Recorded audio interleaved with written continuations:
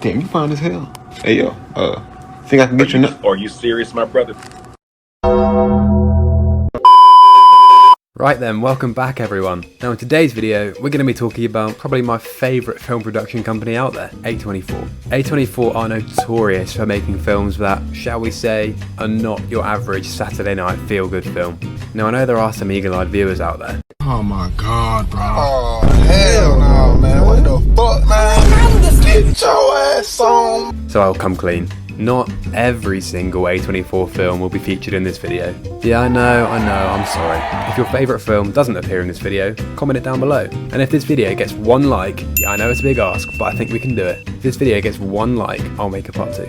Now I'm going to be ranking these films on a scale that I now use to quantify everything in my life by, and it goes as follows. On a scale from 1 to fucking yes guys. This man is a national treasure. And so, without further ado, let's get into it.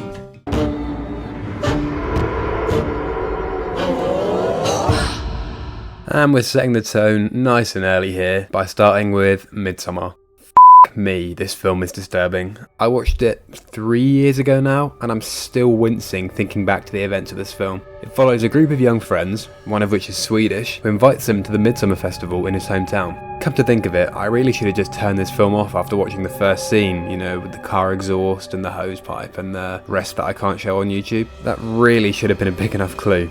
What starts off as a seemingly idyllic holiday very quickly descends into a nightmare as the festivities begin. Now don't get me wrong, this really is an effective horror film. It doesn't have the classic jump scares that are gone before you know it and you can recover straight away, but what it does have is that the horror is displayed on full view for prolonged periods of time, so you can't do anything else but just sit there and watch it. You can't escape it until it's finally off your screen. If you think you can handle it, I would recommend it as the film is fairly decent. It's not Ari Aster's best work, but still worth a watch in my opinion. Quick disclaimer though, you probably won't ever visit Sweden again after watching it. I'm going to give it a 5.9 on the scale. Next up, we've got the truly excellent film, Everything, Everywhere, All at Once. It's one of my absolute favourite films of the year, and I'm positive this film will go down as a classic in years to come. It's one of the most original, refreshing concepts for a film I think I've ever seen, and it's also a visual spectacle. It's about a lady who learns how to harness abilities from different versions of herself from the multiverse, who are leading lives she could have led, and goes on some insane adventure to save the universe. I couldn't even begin to describe everything that happens in this film. There's just simply too much. Just look at this one scene that lasts a matter of seconds.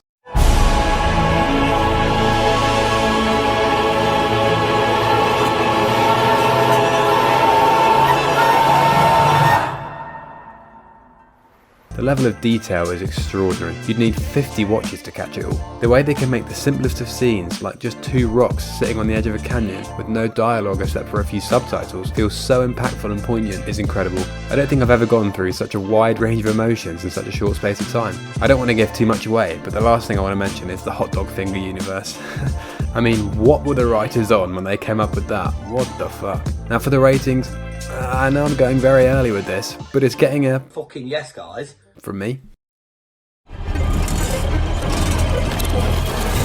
And just like that, we're heading straight back to films that kept me up at night for weeks. This time, it's Hereditary. A lot of horror films these days just give you a cheap jump scare and a bit of blood and call it a day. This film, however, is one of the most genuinely scary films I've ever seen. In the least offensive way possible, this girl's face alone was enough to give you nightmares. She was really made for the horror genre. The film is about a family who suffer an unimaginable loss and then begin to experience increasingly disturbing events in their lives. It's difficult to say a lot more than that without giving too much away, really. From the get-go, the atmosphere of the film is incredibly uneasy and unsettling, which is largely down to the excellent score and camera work. The performances from Toni Collette and Alex Wolff in particular really steal the show and provide the best/scariest scenes in the entire film. There's a consistent underlying terror throughout the whole film, but the last 15 minutes really ramps it up and had me watching through the cracks in my fingers at times. As a film itself, the story is decent, but as a horror, it does exactly what you want it to do. I'm giving it an 8.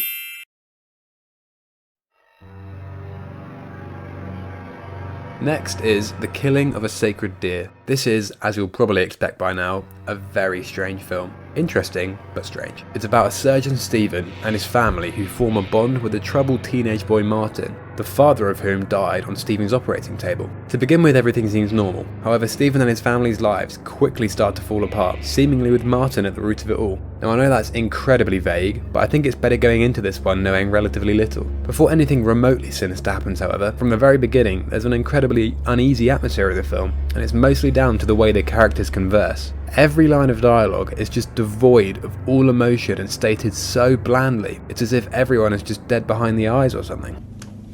Ever since your husband killed my father, he's been flirting with my mom.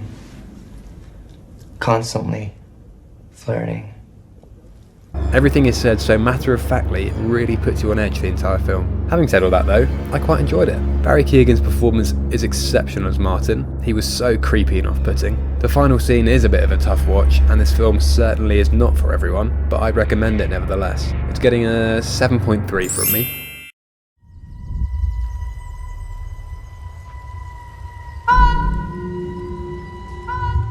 Unfortunately, next up is Men. What a steaming pile of dog shit this film was. I was really liking it to begin with. The creepy setting, the story, the naked dude appearing in the tunnel and following the girl home. I didn't even mind the whole every male character played by the same actor gimmick. I thought it had potential. It had some fairly scary parts and I was looking forward to how it concluded. And then, oh wait, they come up with the most heinously awful ending you could ever imagine. I was sat there just thinking, who watched this and thought, yep, that's the one? Who fucking signed off on it? Absolutely shocking, is getting a 1.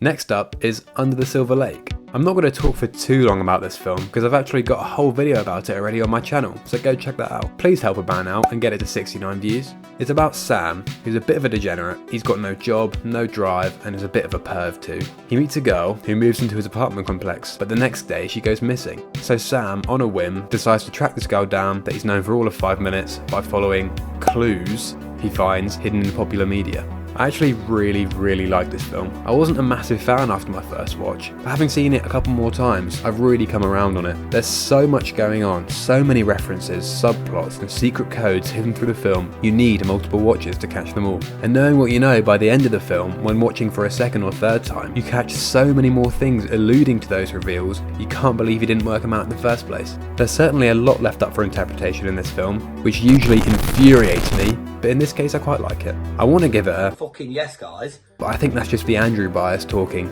so I'm going to give it an 8.5.